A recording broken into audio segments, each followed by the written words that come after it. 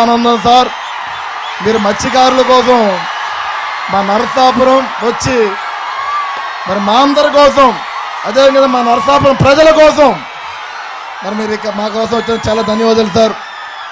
Sir మీకోసం మేము ఎప్పుడు కూడా ఎల్లప్పుడూ మీ వెనకాలండి పార్టీ కోసం, మీకోసం, మన కార్యకర్తలందరూ కోసం మేము కట్టుబడి ఉంటామని చెప్పి తెలియజేసుకుంటాం. మరి నమస్కారం, ధన్యవాదాలు సార్. మాట్లాడు.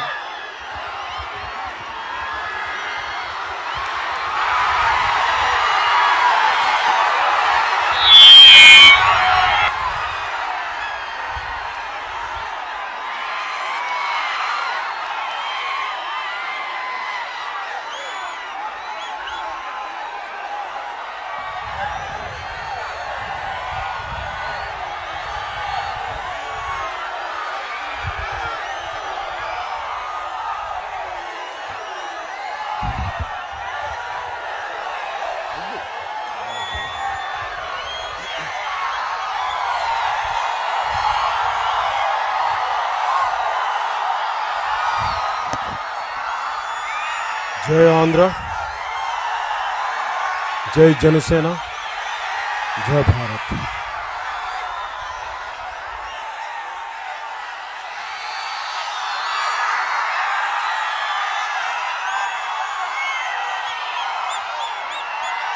కష్టాల్లో ఉన్న ప్రజలకి అండగా ఉన్నాం, వెన్నంటే ఉంటామని చెప్పి ఎప్పుడు నిలబడే నా ప్రాణానికి ప్రాణమైన నా జన సైనికులకి,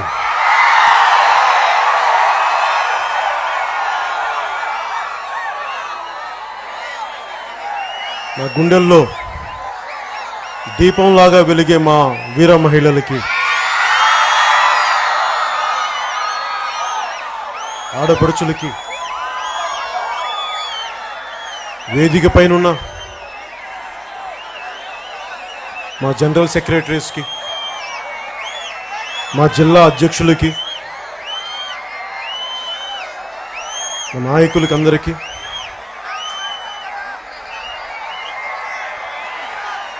ప్రతి ఒక్కరికి పేరు పేరున హృదయపూర్వక నమస్కారం.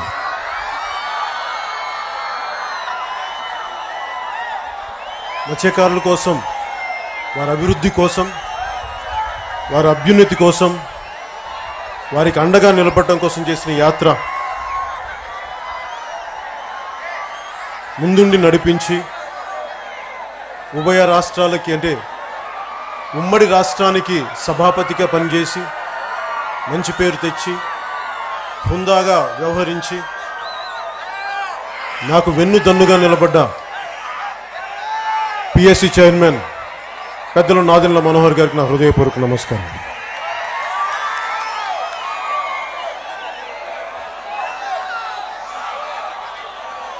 క్షమించాలి, చాలా ఉత్సాహంగా మాట్లాడే పరిస్థితిలో లేను.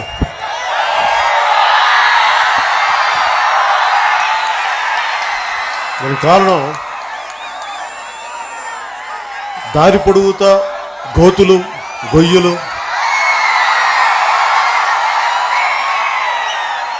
సరే మత్స్యకారుల సభని, మత్స్యకారుల అభ్యున్నతి కోసం వచ్చే సభ కోసం రాష్ట్ర ప్రభుత్వం కూడా చాలా చక్కని ఏర్పాటు చేసింది. దారంతా గొయ్యలు తీసి పడవ ప్రయాణంలాగా కార్లు, చక్కటి అభివృద్ధి. మాయాబజార్లో లాహిరి లాహిరి పాట గుర్తొచ్చింది, ఇలా ఊగుతూ తూగుతూ.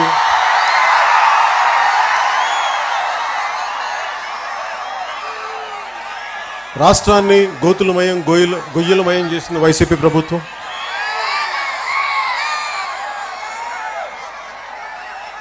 అలాగే గత పంచాయతీ ఎన్నికల్లో వార్డు మెంబర్లుగా గెలిచిన మా వారిలో ఇల్లు కూల్చేసి ప్రతి చోట మా జన సైనికుల మీద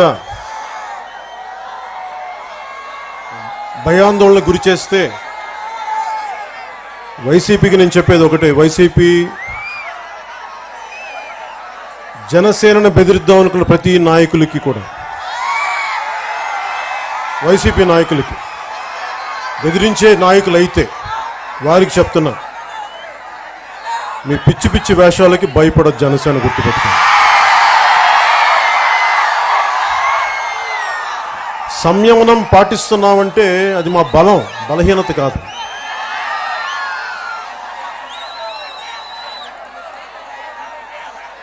సంయమనం పాటిస్తాం. గొడవలు పెట్టుకోవడానికి ఆలోచిస్తాం. చెయ్యాలా వద్దా, ఒక మాట చెప్పాలా అనాలా లేదా చాలా ఆలోచించి మాట్లాడతాం. ఎందుకంటే నేను ఒక పార్టీని లీడ్ చేసే అధ్యక్షుడిగా మీ అందరి పట్ల, మీ కుటుంబాల పట్ల నాకు చాలా బాధ్యత ఉంటుంది. నేను ఎలా పడితే అలా మాట్లాడను, ఎలా పడితే అలా రెచ్చగొట్టను. కానీ పదే పదే వైసీపీ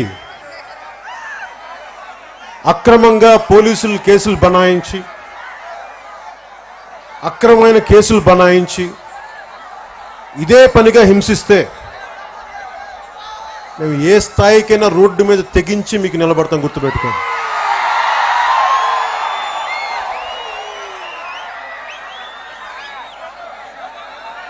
ఈరోజు మత్స్యకారులకి సంబంధించి, ఇన్లాండ్ ఫిషరీస్ సంబంధించి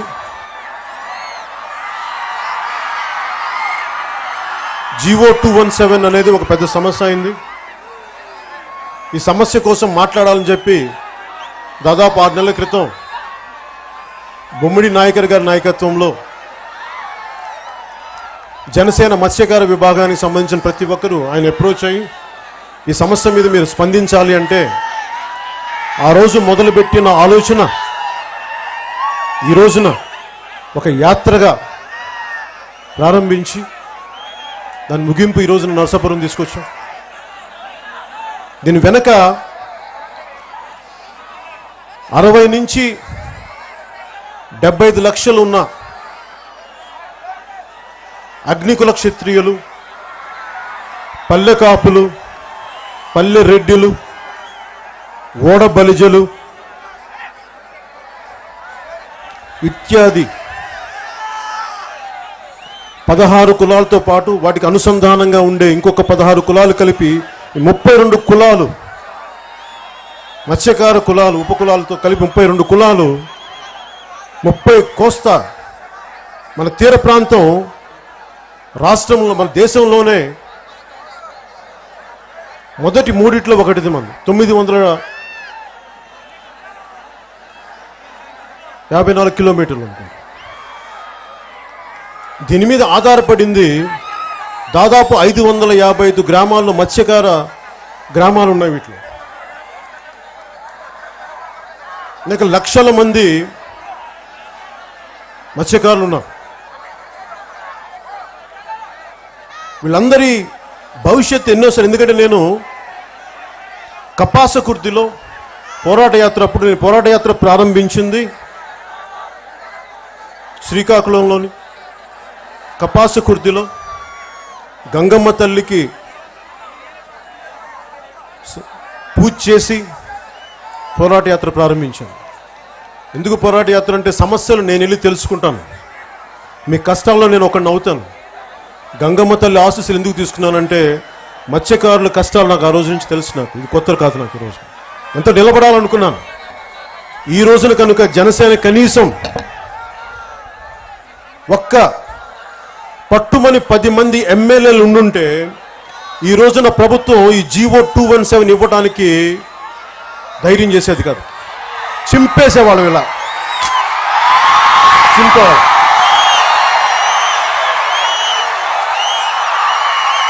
ఒక జీవో మన పొట్ట కొడుతున్నప్పుడు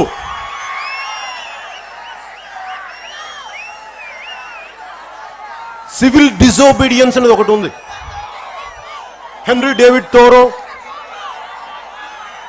ఆయన స్ఫూర్తితో మహాత్మా గాంధీ గారు ప్రారంభించి, మనకి ఇష్టం లేని చట్టం ఒకటి, మనల్ని దోపిడీ చేసే చట్టం ఒకటి, మన కష్టాన్ని దోచే చట్టం ఒకటి, అది మన మీద ఉంటే దాన్ని ఎదుర్కోవటం, చట్టాలని పాటించటం ఎంత అవసరమో దోపిడీ చేసే చట్టాలని పాటించకపోవడం కూడా అంతే అవసరం. అదే సివిల్ డిజోబీడియన్స్. చట్టాలని ఉల్లంఘించాలి ఒక్కోసారి, ఎప్పుడు అది మన నష్టాలను కలిగిస్తుంటాయి. అలాగే ఈరోజు వైసీపీకి ప్రభుత్వానికి చెప్తున్నాను, మీరు ఈ జీవో 217ని ఇన్ని లక్షల మంది పొట్ట కొడుతున్నారు మీరు, అందుకు నేను చించాను. దీని మీద మీరు కేసులు పెట్టుకోండి, సంతోషంగా పెట్టుకోండి, జైలుకి వెళ్ళడానికి సిద్ధంగా ఉన్నాను మా మత్స్యకారుల కోసం. మీరు ఒక చట్టాన్ని తీసుకొచ్చేటప్పుడు చాలా ఆలోచించి పట్టుకురావాలి. భారతదేశం కులాలతో నిండిపోయిన సమాజం. అన్ని కులాలకి సమాన ఆర్థిక పరిస్థితులు లేవు. కొంతమందికి కొన్ని వర్గాలకే ఉంటుంది. ఉత్పత్తి కులాలు ఇవన్నీ, ఎంబీసీ కులాలు ఇవన్నీ. రెక్కాడితే కానీ పొట్ట ఆడదు.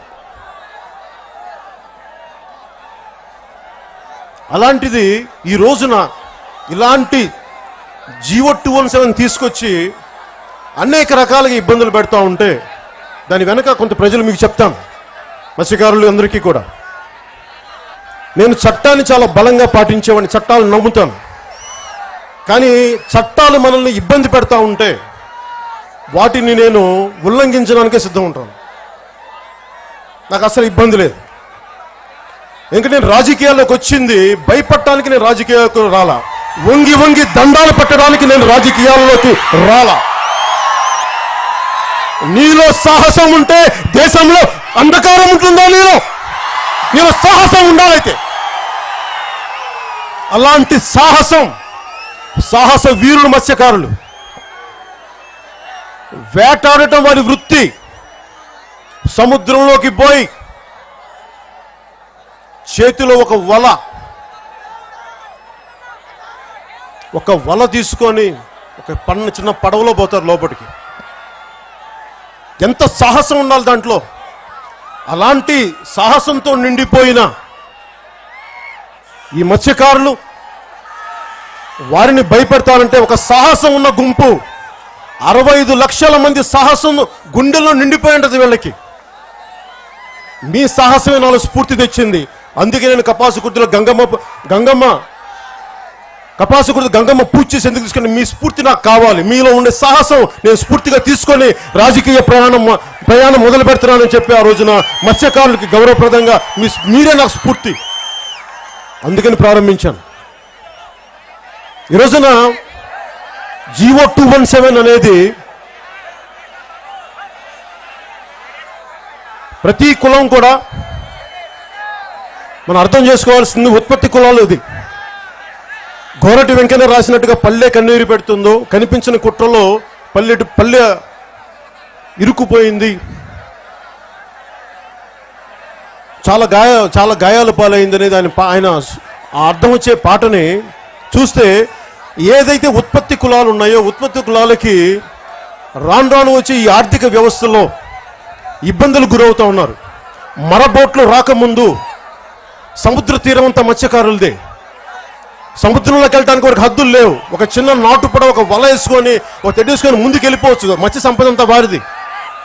అలాంటి మత్స్య సంపదకి రాను చట్టాలు వచ్చి, మరబోట్లు వచ్చి, మత్స్యకారులు కాని వారు కూడా ఈ ఈ ఫిషరీస్ దాంట్లో ప్రవేశించిన తర్వాత మత్స్యకారులు ఉనికి సమస్య అయింది. ఇన్ని లక్షల మంది ఉన్న మత్స్యకారులు సమూహానికి ఇంకా ఎందుకు ఆర్థిక ప్రగతి ఎందుకు లేదు? ఇంకా దేహి అనే పరిస్థితి ఏంటి? దాన్ని దృష్టిలో పెట్టుకునే నేను మత్స్యకారులకు అండగా నిలబడాలి, జనసేన అండగా నిలబడాలి అని చెప్పి మేము మొదటి నుంచి అనుకుంటానే ఉన్నాం. దాని తగ్గట్టుగా నిలబడాం. మా దురదృష్టం, బొమ్మిడి నాయకర్ లాంటి ఒక బలమైన మత్స్యకారుల కులాల నుంచి వచ్చిన వ్యక్తిని గెలిపించుకోలేకపోయాం. కానీ గెలుస్తాం, నిలబడతాం. ఎందుకంటే గెలిచిన తర్వాత మేము వైసీపీ లాగా మేము వదలం. ఓడిపోయినా మేము నిలబడే ఉన్నాం చెప్పడానికి ఉన్నాం. ఈ రోజున మేము బొమ్మిడి నాయకర్ ఓడిపోయినా కానీ, ఎవరు నిలబడకపోయినా కానీ ఒక దమ్మున నాయకుల నిలబడ్డాడు, మొత్తం నడిచాడు ఇన్ని రోజులు. అలాంటి దమ్మున నాయకులు ప్రతి ఊర్లో ప్రతి నియోజకవర్గంలో ఉండాలని కోరుకున్నాను. ఆయనే నాకు స్ఫూర్తి. ప్రతి ఒక్కరు ఆయన స్ఫూర్తిగా తీసుకోవాలి, ముందుకు తీసుకెళ్ళాలి. ఈ జీవో 217 అర్థం చేసుకోవాల్సింది మత్స్యకారులు కానీ ప్రజలందరికీ చెప్పదలుచుకుంది. ఇదివరకు తీర ప్రాంతంలో కాకుండా లోపల మన కుంటలు చెరువులు ఉంటే అక్కడ మత్స్యకార సహకార సంఘాలు వాళ్ళు పాడుకోవచ్చు వేలం పాట. సో వాళ్ళు పాడుకొని ఒక 10%, 15% పంచాయతీ కట్టి మిగతాది అందరూ సభ్యులు పంచుకునేవాళ్ళు. వచ్చేది నిజంగా వారి దాంట్లో అద్భుతంగా డబ్బుగానే ఉండండి. ఈరోజు ఈ పరిస్థితి ఎందుకు ఉంటుంది? కానీ వైసీపీ గొప్పతనం ఏంటంటే లేని సమస్యను సృష్టించడంలో మహా ఉద్దండులు వాళ్ళు. ఒక సమస్య ఉండదు అక్కడ, ఒక సమస్యను సృష్టిస్తారు, మళ్ళీ దానికే వాళ్ళు సొల్యూషన్ క్రియేట్ చేస్తారు, నిలబడతారు. మళ్ళీ మనకి సమస్య పెట్టి మళ్ళీ పోరాటం చేస్తే దాన్ని మళ్ళీ అటు ఇటు చేసి మళ్ళీ సమస్యకు పరిష్కారంలాగా చేసి కాలయాపన చేసి మన రోడ్ల మీద గిడుస్తూ ఉంటారు. ఎదురు తిరుగుదా ఉంటే భయపెట్టేస్తా, నీకు పెన్షన్లు రావు, నీకు నిరుద్యోగ భృతి ఉండదు, ఆ భృతి ఉండదు, ప్రతిసారి బెదిరించడమే. లేదంటే ఇల్లు కూల్చేస్తాం, రేషన్ కార్డు లేవు, ఇలా ప్రతిసారి బెదిరించి ఎక్కడో చోట అలిసిపోయాం మనందరం. ఇలాంటి అలిసిపోయిన వాళ్ళకి జనసేన అండగా ఉంటుంది. ఈ రోజున మత్స్యకారులు మీరు చెప్పండి, ఒక మత్స్యకారుడు చనిపోతే ఈ వేట ప్రమాదంలో సముద్రం తీరంలోకి చనిపోతే వాళ్ళకి ఈ జీవన ఇన్సూరెన్స్ ఉంటుంది, ఒక 5 లక్షలు. ఇన్సూరెన్స్ 5 లక్షలు కాదు 10 లక్షలు ఇస్తామని చెప్పిన వాళ్ళు ఈ రోజున సెంట్రల్ గవర్నమెంట్ వచ్చి 5 లక్షలు తీసుకోవడం కేవలం 5 లక్షలకే పరిమితం చేశారు. అది కూడా ఎంతమందికి ఇచ్చారంటే దాదాపు 63 మంది 64 మందికి 3 సంవత్సరాల్లో వాళ్ళు ఇవ్వగలిగింది 64 మంది. సంవత్సరానికి వేటకెళ్ళి దాదాపు 140 పైచీలకు చనిపోతారని చెప్పి గణాంకాలు చెప్తా ఉంటే వాళ్ళు ఇచ్చింది ఇన్ని సంవత్సరాల్లో 64 మందికి. ఒక్క జనసేనే మా జన సైనికులు ప్రాణాలకు కోల్పోయి నిజమైన ఇబ్బందుల్లో ఉంటే వారికి ఒక పార్టీ తరపునే ఒక పార్టీగా ఉండి, సరిగ్గా ఒక ఎమ్మెల్యే లేని పార్టీగా ఉండి కూడా మేము 45 మందికి 5 లక్షలు ఇచ్చామే మేము. మీరు ఇన్ని లక్షల కోట్లు పెట్టుకొని 63 మందిగా మీరు ఇచ్చేది ఎటు వెళ్తుంది డబ్బు? మటన్ కొట్లు పెట్టుకోవడానికి, చేపలు అమ్మడానికి. ఓ పని చేయండి అమ్మా, మీరు ఎవరైతే వైసీపీ నాయకులు ఉన్నారో ఓ పని చేయండి, మీరు చీకులు కొట్టు కూడా పెట్టుకోండి. అక్కడ పక్కనే అలాగే బ్రాండ్ షాపులు అమ్ముకుంటారు కదా, మీరు ఆ పక్కన చీకులు కొట్టుకుంటూ పెట్టుకొని అందరూ ఒక గ్లాసులో కొంచెం మీరే పోసి అమ్ముకోండి. అట్లా చేయండి. మీకు ఇచ్చింది అధికారం ప్రజల సమస్యల్ని తీర్చమని, ప్రజలను ఇంకా సమస్యలు నెట్టమని కాదు. మీరు మటన్ కోట్లు చికెన్ కోట్లు నడపమని కాదు మీకు అధికారం ఇచ్చింది.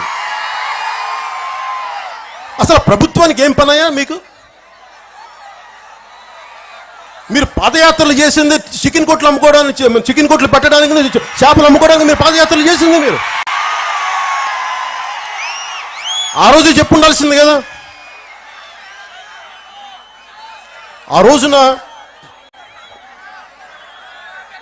చాలా ప్రామిసులు చేశారు. ఆ రోజున పాదయాత్రలో మత్స్యకార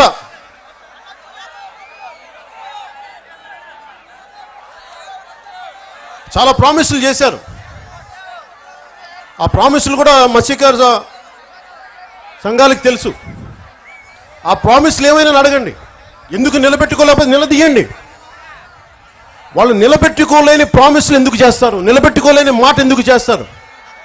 మమ్మల్ని చట్టాలని పాటించమంటారా మీరు? మేమందరం చట్టాలు పాటించాలి, మీరు చట్టాలు పాటిస్తారా? మీరు అంటే మీకు చట్టాలు మీకు మాకు మాత్రం అప్లై చేస్తారు, మీకు అప్లై కావా మీకు చట్టాలు? మీరు అప్లై చేసుకోకపోతే ప్రజలు అప్లై చేస్తారు, మేము రోడ్ల మీదకి వస్తాం.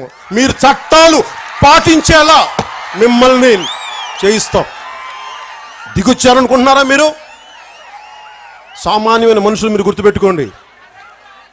మీరు ఒక సగటు మత్స్యకారుడు, సాహస వీరుడు కూడా మీరు మత్స్యకార వేటలోకి వెళ్ళే ఒక వీరుడు కూడా సమానం కాదు, మీరు గుర్తుపెట్టుకోండి. వాళ్ళు తిరగబడట్లేదు అంతే, అన్యాయం జరుగుతుంది, తిరగబడట్లా, ఊరుకొని భరిస్తున్నారు. అది పిరికితనం కాదు, వారు తట్టుకొని నిలబడుతున్నారు. ఒక మత్స్యకారుడికి ఇదివరకు సహకార సంఘంతో పాడుకునే వాళ్ళు ఈరోజు డబ్బులు ఎక్కడి నుంచి పట్టుకొస్తారు? 25% కట్టాలంట. ఎక్కడి నుంచి పట్టుకొస్తారు? అది ఆన్లైన్లో వాళ్ళకి ఎవరు వస్తారో తెలియదు వెనక నుంచి. అంటే కేవలం ప్రతి సంపద మరి ఎంబీసీ కులాలకి ఏమి వెళ్ళాలి, బీసీ కులాలకి ఎలా వెళ్ళాలి? ఇవన్నీ ఉత్పత్తి కులాలే. వాడికి వ్యాపారాలు చేసుకోలేరు, వాళ్ళకి మరపడవలు కూర్చోబెట్టే వాళ్ళు జట్టీలు లేవు. వాళ్ళకి ఉన్న సాంప్రదాయం ఉదాహరణకి గంగవరం ఉంది, గంగవరం పోర్టే ఉంది. అక్కడ జట్టి నిర్మిస్తామని చెప్పి అక్కడ మత్స్యకారులని మొత్తం నిరాశ్రయులు చేశారు. కాలుష్యం వల్ల వాళ్ళ జీవితాలు దెబ్బతింటా ఉన్నాయి. ఇన్ని ఉండి కూడా వాళ్ళకి ఈ రోజుకి వారికి జట్టి నిర్మించలేదు. వాళ్ళకి ఎంతమంది చనిపోయారో పోలీసుల కాల్పుల్లో. ఏ రోజు కూడా ఏ ప్రభుత్వాలు అండగా నిలబడాలని కోరుకున్నాం. ఈ రోజు వైసీపీ కూడా మీరు ఇంత అండగా నిలబడతామని చెప్పి అండగా నిలబడకపోగా మీరు జీవో 217 తెస్తే మేము చేతులు కట్టుకొని ఎందుకు కూర్చుంటాం? మేము ఈరోజు నేను చెప్తా ఉన్నాను, మీరు ఈ ఒక్క ఎన్నికలకి, మత్స్యకారులందరికీ చెప్తున్నాను, ఈ ఒక్క ఎన్నికలకి మాకు భరోసాగా అండగా నిలబడండి. మీరు నిలబడండి. నేను మాటల వ్యక్తిని కాదు, నేను చేతల వ్యక్తిని. ఎందుకంటే నాకు దీంట్లో నాకు చేపల కొట్లు పెట్టుకోవడానికి, మటన్ కొట్లు పెట్టుకోవడానికి, చికెన్ కొట్లు పెట్టుకోవడానికి ఇంట్రెస్ట్ లేదు నాకు.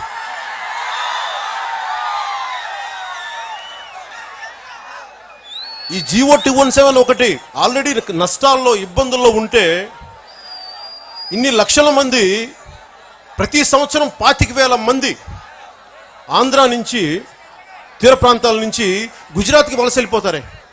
25,000 మంది ఇంట్లో బిడ్డలను వదిలేసి, భార్యను వదిలేసి, వారి చరిత్ర చదువు, వారి కథలు చదువుతూ ఉంటే, వారి సంఘటనలు చదువుతూ ఉంటే కడుపు తరుక్కుపోద్ది. ఎంత కష్టంగా ఉంటుందంటే కనీసం వారికి సరైన తిండి ఉండదు. ఒకసారి ఈ తుఫాన్లో ఇరుక్కుపోయేటు అటు పాకిస్తాన్, అటు బంగ్లాదేశ్, లేదంటే శ్రీలంకకి వెళ్ళిపోతే అటు వాళ్ళు టెర్రరిస్టులుగా పెట్టేస్తారు, అక్కడ బయటికి రారు. మన కరోనా సమయంలో కూడా చాలామంది ఇక్కడ మెద్రాస్ పోర్ట్లో ఇరుక్కుపోతే అప్పుడు ముఖ్యమంత్రి గారికి నేనే స్వయంగా ట్వీట్ చేశాను, సార్ కొంచెం ఇట్లా ఉంది అంటే ఆయన వెంటనే స్పందించారు. అంటే ఇన్ని కష్టాలు పడుతూ ఉంటారు. మరి వీరికి నిలబడాలి కదా. వీరికి నిలబడకపోగా ఇంకా అదనంగా ఇలాంటి జీవో 217 తెచ్చి, గత ప్రభుత్వంలో కూడా కనీసం 70,000 ఇచ్చేవాళ్ళు, అదనంగా ఇచ్చేవాళ్ళు. మిగతా వాళ్ళు ఇల్లు కట్టుకోవడానికి, మత్స్యకారులు ఇల్లు కట్టుకోవడానికి అదనంగా 70,000 ఇచ్చేవాళ్ళు. ఈరోజు నా 70,000 ఇవ్వకపోగా అందరితో సమానంగా చేశారు. ఎందుకు 70,000 అదనంగా ఇవ్వాలంటే వీళ్ళు తుఫాను వెంబడి ఉండే గ్రామాల్లో ఉంటారు, ఇంకొంచెం బలమైన షెల్టర్లో ఉండే ఇల్లు కావాలి వాళ్ళకి.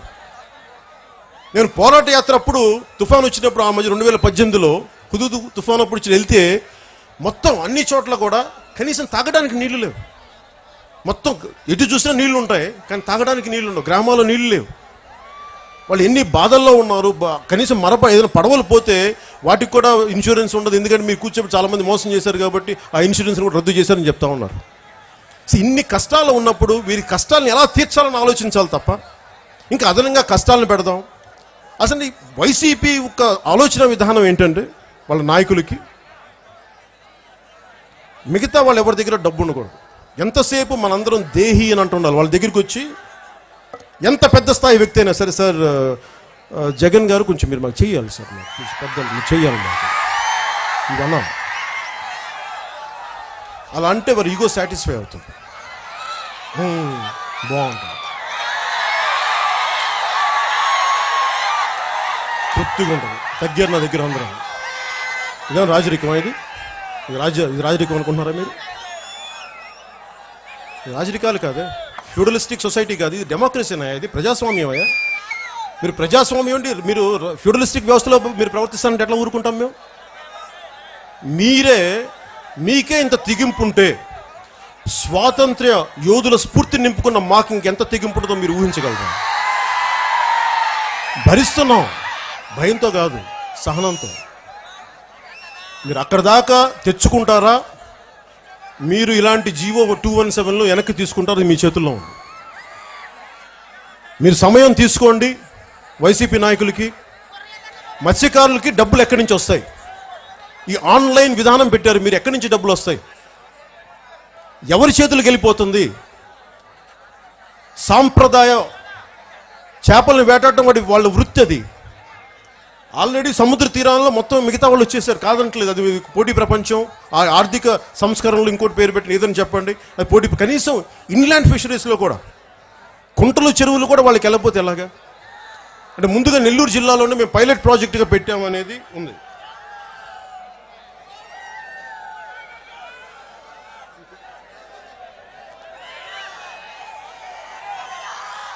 పైలట్ ప్రాజెక్టుగా పెట్టామని చెప్తున్నాను నెల్లూరులో. దీనికి ఒక ఖచ్చిత కథ ఉంటుంది. మొత్తం రాష్ట్రానికి అమలు చేయట్లేదు, ఓన్లీ మేము నెల్లూరు వరకే అంటారు. అంటే 100 హెక్టార్లు పైబడిన ఏ చెరువు అయినా సరే మేము వేలం వేస్తాం, ఆన్లైన్ వేలం. అందుకే నెల్లూరు జిల్లాకి మేము గుర్తించామని చెప్పి. దీంట్లో అది ఎలా ఉందంటే, ముందు ఒక వర్తకుడు ప్రయాణం చేసి ఒక డేరాలో ఉంటే ముందు ఆ టెంట్లోకి ఫస్ట్ కాలు పెడుతుంది. పాపం ఫోన్లో ఎండ వస్తుంది కదని చెప్పి కొంచెం లోపలికి రమ్మంటే మొత్తం తీసేసిందండి. ఈ రోజున నెల్లూరు జిల్లాలో 217 జీవోని ప్రవేశపెడుతున్నాం అని చెప్పి, పైలట్ ప్రాజెక్ట్ అని చెప్పి మొత్తం అన్ని తీర ప్రాంతాల్లో ఉండే జిల్లాలన్నిటికీ అన్ని జిల్లాలకి ఇది అప్లై చేయడానికి పెట్టారు. దీనిని ఎక్కడో ఒక చోట ఆపకపోతే ఇన్ని లక్షల మంది ఆధారపడి ఉన్న ఈ మత్స్యకారులకి మీ జీవితాన్ని, మీ పొట్టను కొట్టిన వాళ్ళు అవుతారు. మీరు నిలబడాలి. మీరు నిలబడకపోతే మేము నిలబడలేము. ఎందుకంటే మీలో కోపం లేకపోతే నేను కోపం తెప్పించలేను. మీరు నిలబడతారా?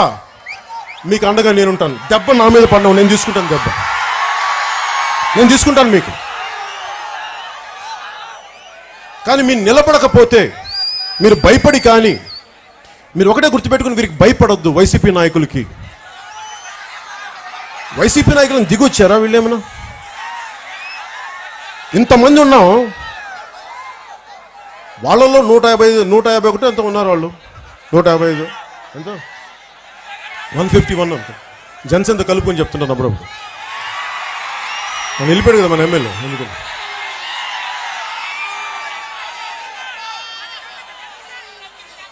ఇంతమంది ఎమ్మెల్యేలు వాళ్ళు ఇంతమంది మాటను పాటించడానికి ఉన్నారు. పట్టుమని 10 మంది ఉండే వాళ్ళ మాటను పాటించడానికి మనం లేం. వాళ్ళు ఎట్లా ఉండాలంటే, అందరికీ ఆమోదయోగ్యమైన చట్టం చేయాలి. మనందరికీ బాగుంది చట్టం, దీన్ని పాటించాలనిపించాలి. కానీ మనందరికీ ఇబ్బంది పెట్టే చట్టాలను అయితే మనం పాటించాల్సిన అవసరం లేదు. ఇంకా వాళ్ళు పాటించట్లే చట్టాలు కొంతమందికైనా, మీకేనా? శాసనసభ్యులకి చట్టాలు వర్తించవా? కేవలం ప్రజలకైనా వర్తిస్తాయి, మత్స్యకారులకైనా వర్తిస్తాయి, మీకు వర్తించవా చట్టాలు?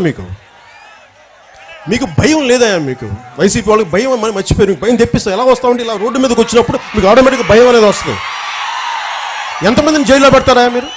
ఎంతమందిని పెడతారు? ఎంతమంది కేసులు పెడతారు? పెట్టండి. నేను సిద్ధంగా ఉన్నాను మీకోసం పోరాటం చేయడానికి, ప్రజల కోసం పోరాటం చేసి జైల్లోకి వెళ్ళడానికి నేను సిద్ధంగా ఉన్నా. నా భయాలు లేవు నాకు. ఎందుకంటే ఈ రోజున ఇంతమంది వచ్చి గ్రామాన ఇన్ని గ్రామాల్లో తిరిగితే గత 2 వారాలుగా ప్రతి చోట కష్టాలే. పిఎస్సి చైర్మన్ నాదెళ్ల మనోహర్ గారు వెళ్ళినా, బొమ్మిడి నాయకర్ గారు వెళ్ళినా, ఎక్కడికి వెళ్ళినా ఈ సమూహం వెళ్తున్నప్పుడు కష్టాలు చెప్పుకుంటానే ఉన్నారు. మాకు ఈ సమస్యలు ఉన్నాయి, ఇవి తీరలేదు, నీళ్లు లేవు, రోడ్లు లేవని. మరి ఏం చేస్తున్నాం మనందరం? మనం భయపడి కూర్చుంటున్నాం. ఈ వచ్చే ఎన్నికలకి మీరు నాకు అండగా నిలబడండి. మీరు అండగా నిలబడాలి. మీరు నిలబడకపోతే నేనేం చేయలేను. మీకు తెలుసు నన్ను ఎలాంటి ఇబ్బందులు పెడతారు. నేను సిద్ధంగా ఉన్నాను తీసుకోవడానికి. నేను భయాలు లేవు. నేను అయితే ఒకటి చెప్తున్నాను మీకు, నేను చావడానికి సిద్ధం కానీ తల వంచడానికి సిద్ధం కాదు. గౌరవిస్తాను మనుషులకి, మహానుభావులైతే గౌరవిస్తాను. 10 మంది మంచి కోరుకునే వాళ్ళు అయితే వాళ్ళు గౌరవిస్తాను, పాదాలకు దండం పెడతాను. కానీ మీరు అహంకారంతో ఉంటే మీ దగ్గర నేను తల వంచను. తల ఎగిరిపోతే పోగాక.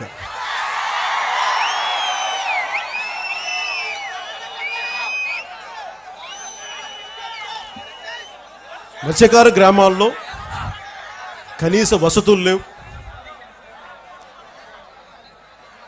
అందరికీ మత్స్యకార గ్రామాల్లో కనీస వసతులు లేవు. సరైన తుఫాన్ షెల్టర్లు ఉండవు. దీని గురించి ఎవరు మాట్లాడరు. గతంలో కూడా, గత ప్రభుత్వ హయాంలో కూడా నేను బలంగా ఈ సమస్యలను బయటికి తీసుకొచ్చిన వాడిని. వారి చేత వారి దృష్టికి తీసుకొచ్చి కొన్ని పనులు చేయించిన వాడిని. వారికి అండగా మత్స్యకారులకు అండగా నిలబడ్డవాడిని. ఈ రోజున ఇలాంటి తప్పుడు చట్టాలు వచ్చినప్పుడు మనం భయపడకుండా ముందుకు పోదాం. అలాగే మొన్న 2021లో లాస్ట్ ఇయర్ పోయిన సంవత్సరం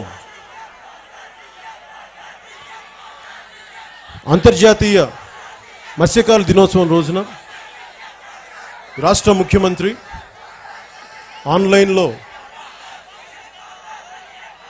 ఆయన 8 ప్రాజెక్టులకి ఓపెన్ చేశారు. జట్టీలు నిర్మిస్తాం, మత్స్యకారులకు అండగా ఉంటామని చెప్పి. వాటిలో కేవలం 2 జట్టీలకే నామమాత్ర పనులు జరిగి మిగతా అన్నీ వదిలేశారు. మొదటి దశలో 4, మళ్ళీ దశలో 2 4 అని చెప్పి ఆ మొదటి దశలో చేసే కూడా ఈ రోజుకి నామమాత్రపు చేశారు. నామమాత్ర పనులే జరిగినాయి. ఉపాధి అవకాశాలు కల్పించకపోగా ఉపాధి అవకాశాలు తీసేస్తే ఎట్లాగా ఈ వైసీపీ ప్రభుత్వం? అందుకని ఉపాధి అవకాశాలు తీసేస్తున్నారు ఈ జీవో 217 వల్ల. వీరికి ఉపాధి అవకాశాలు కోల్పోని విధంగా తిరిగి వెనక్కి తీసుకోవాలని డిమాండ్ చేస్తూ ఉన్నాం. ఈసారి శ్రీ ప్రభాకరన్ గారు కూడా వచ్చారు. అంతర్జాతీయ మన భారతదేశ ఫిషరీస్ సమాఖ్య నుంచి ఆయన వైస్ ప్రెసిడెంట్గా చేశారు తమిళనాడు నుంచి. వారిని కూడా ನಾವು வேண்டிக்கிறேன் சார். ஜிஓ 217 எது பற்றி இந்த அளவுக்கு போகுது, இது மேலே நான் உங்கள் சப்போர்ட் நான் பக்கத்தில் இருப்பேன். உங்களுக்கு நீங்கள் சொல்லுங்கள் என்ன பண்ணணும், இது எப்படி நீங்கள் சொல்லுங்கள், எப்படி போகும் முன்னாடி எடுத்துட்டு போகணும், எப்படி சொல்லுங்க. இது நிற்கணும், இந்த ஜிஓ 217 நிற்கணும். நீங்கள் சொல்லுங்க. அது நீங்கள் ஒரு பிளான் சொல்லுங்க, எப்படி கவர்மெண்ட் அது திருப்பி வாபஸ் எடுக்கணும், அது எப்படி சொல்லுங்க. நான் போகிறேன், టేక్ ఇట్ పోవాలి. మీరు చెప్పండి ఈ జీవో 277 ఎలా ఉపసంహరించాలి, ఎలా తీసుకెళ్ళి, ఎలా ఒత్తిడి పెట్టాలని మీరు వ్యూహం వేస్తే మేము మీకు అండగా నిలబడతాం. ఏ స్టేట్ లో కూడా జీవో 217 లేదు, కేవలం ఒక ఆంధ్ర రాష్ట్రంలో.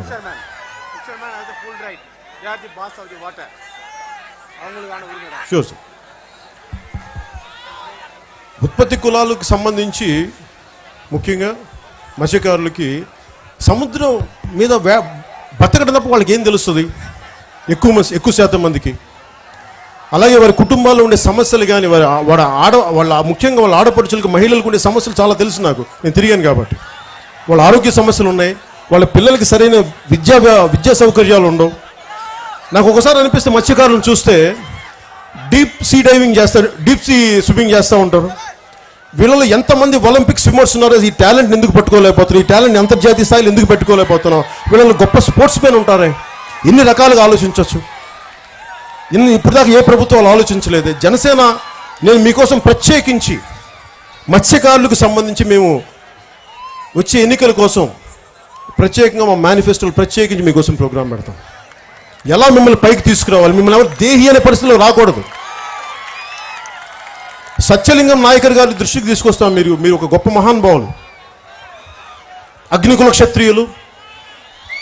సత్యలింగం నాయకర్ గారు అన్ని కులాలకి ఆయన ట్రస్ట్ ఏర్పాటు చేసి ఈ రోజుకి అన్ని కులాలకి విద్యాదానం కానీ రకరకాల ఏదైతే అవసరాలు ఉన్నాయో అవన్నీ తీర్చే విధానం ఈ రోజుకి ఆ ట్రస్ట్ పనిచేస్తుంది. అలాంటి వ్యక్తులు ఉన్నారు. ఆ వ్యక్తులు ఎందుకు కనుమరుగైపోయారు అంటే ఇదివరకు ఒక 40-50 సంవత్సరాల క్రితం అంతకుముందు ఉండే వాళ్ళు కూడా ఈ రోజున కనుమరుగైపోయారంటే మన ఈ ప్రభుత్వాలు వీళ్ళు పట్టించుకోవట్లా, మత్స్యకారులను పట్టించుకోవట్లా, మత్స్యకారుల అభ్యున్నతిని పట్టించుకోవట్లా. ఓట్లు కావాలి మత్స్యకారులు, వాళ్ళ గొడవలు పెట్టాలి, అంతేగాని వదిలేద్దాం. జనసేన వదలదు మిమ్మల్ని, మేము గుండెల్లో పెట్టుకొని చూస్తాం, మిమ్మల్ని మీకు అండగా ఉంటాం. నాకు తెలుసు మీ కష్టాలు, మేము గుండెల్లో పెట్టుకొని చూస్తాం. మీరు నిలబడండి జనసేనకి. నేను చెప్తున్నాను ఈ రోజున ఈ జీవో 217 మీరు చెప్పండి, ప్లాన్ చెప్పండి. నేను రోడ్డు మీదకి వస్తాను, అవసరమైతే మీకోసం నేను జైలుకి వెళ్ళడానికి సిద్ధంగా ఉన్నాను. ఒక జీవో కాపీని చించడం అంటే నాకు తెలుసు, ఒక చట్టాన్ని ఉల్లంఘిస్తే కేసులు పెడతారని తెలిస్తే నేను చించాను. ఎందుకంటే నిలబడాలి ఒకళ్ళు. ఒక్కడికి గుండె ధైర్యం వస్తే ప్రతి ఒక్కడికి గుండె ధైర్యం వస్తుంది.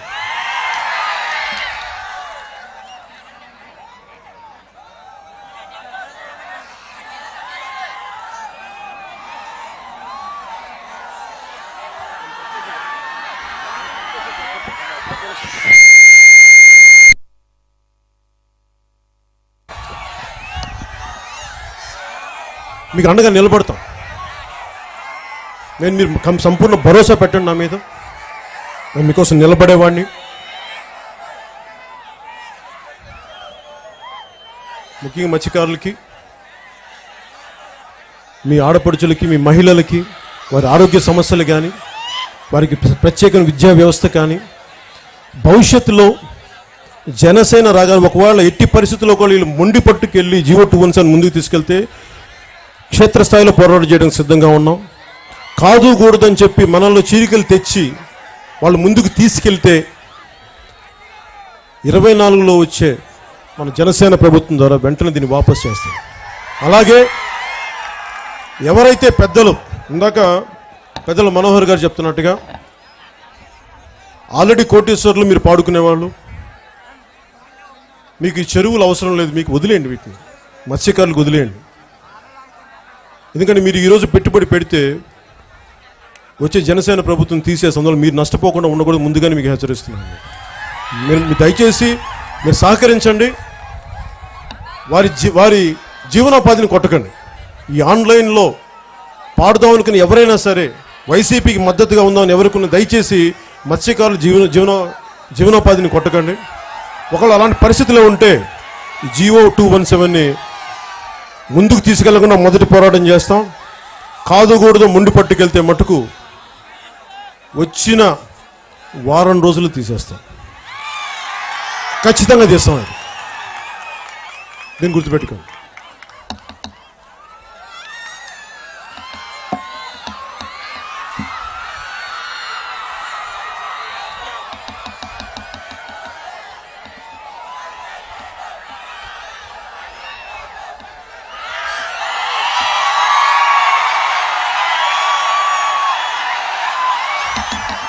ఇక్కడున్న యువతరానికి ముగింపు వాక్యాలుగా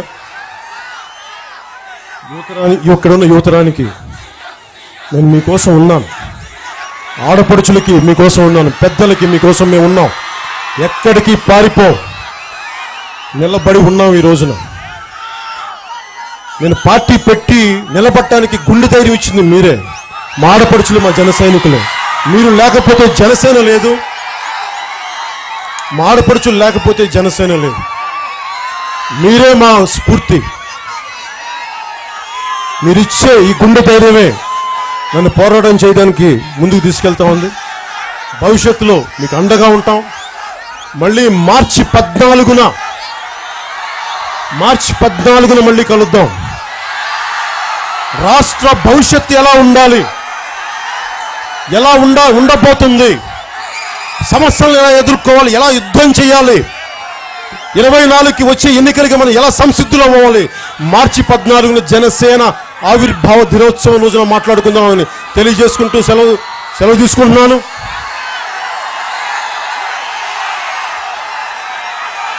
జై ఆంధ్ర, జై జనసేన, జై హింద్.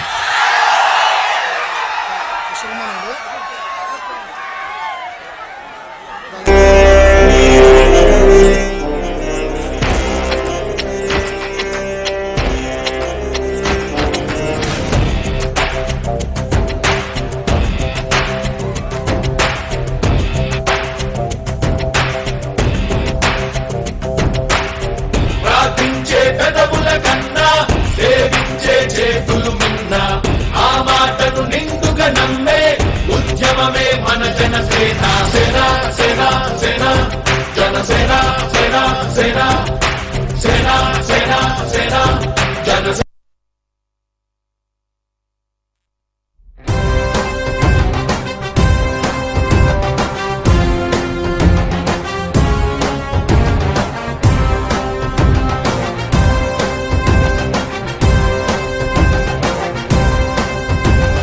జనం కొరకు జనం చేత జనమే నిర్మించిన సేన జనసేన జనసేన జనమే నిర్మించిన సేన. జనసేన జనసేన జనం గోడు వినడానికి, జనం తోడు అనడానికి, జనం వైపు అడుగేసిన సేన జనసేన.